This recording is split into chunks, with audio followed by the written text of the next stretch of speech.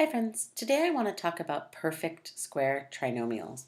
And perfect square trinomials are the result of taking a binomial, something plus something, and squaring it. So for example, if we took x plus 3, the quantity, and squared it, I've got my base that I'm going to multiply by itself, and my base here is the entire binomial x plus 3. So I've got to multiply x plus 3 times x plus 3. And if I think about that as an area model, just to give myself a little bit of contextualization, I've got an x length plus 3 more, and then here I've got an x length plus 3 more. And it's kind of neat because the length and the width are the same, right? X plus 3 is the same as x plus 3. So my resultant shape is actually a square, right?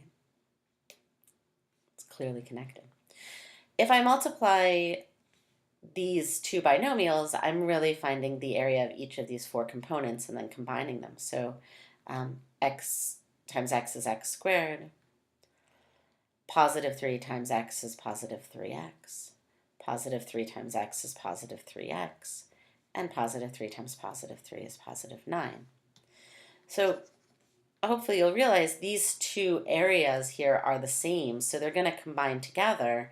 So I'm going to get x squared plus 6x plus 9, where 6x is the double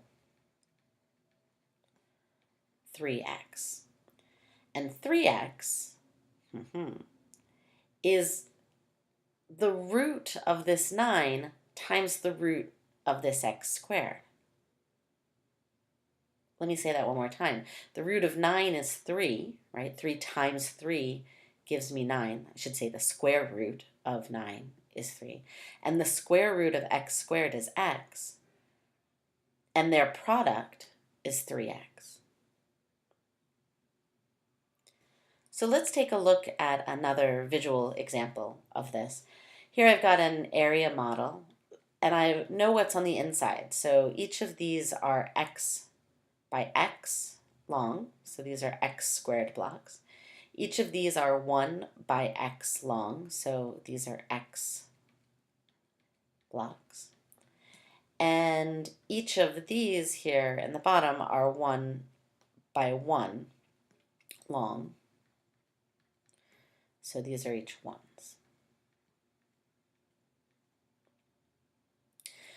So if I construct what polynomial this represents, there's 4 of these x squareds plus 1, 2, 3, 4, 5, 6, 7, 8, 9, 10, 11, 12. 12 of the x's, and hopefully it's clear that they're evenly distributed, plus 9 units. So if I want to think about factoring this, I could, of course, find the GCF. I could then multiply my a times c and get 36x squared, and I could then find the two things that sum up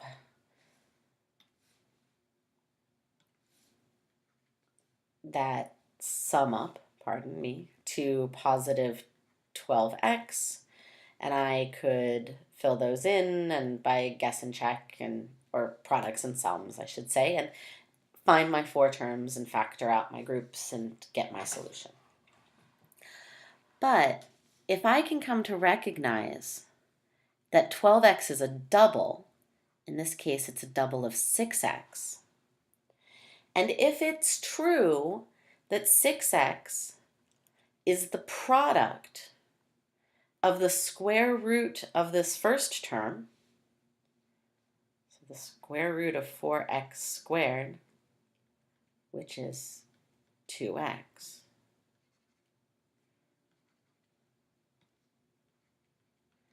times the square root of the last term, the c term, and the square root of 9 is 3.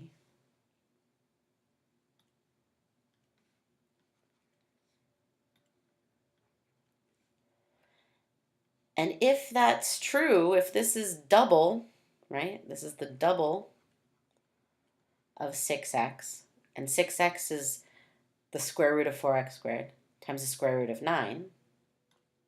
Should make that one yellow. Then I can recognize the pattern. I can bypass the piece because I know that the result forms the square. And here the square, if this block here is x by x, this is x, and this is x. And if this block here is x by x, and this is x, and this is x, and this is x by 1, then this is 1 plus 1 plus 1, and this is 1 plus 1 plus 1. And it's got to form a square because these are equal, right? And they're equally divided, and these pieces fill in the corner of that square. So if that's the case, I can see that this length here is 2x plus 3, and this length here is 2x plus 3, which you'll notice corresponds to the square root, 2x plus the square root of 9, which is 3, the quantity squared.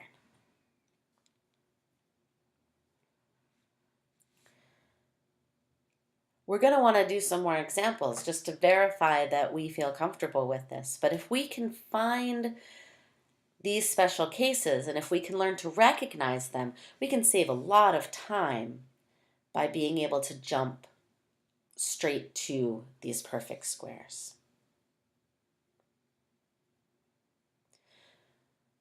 So I look forward to talking to you more about that in class.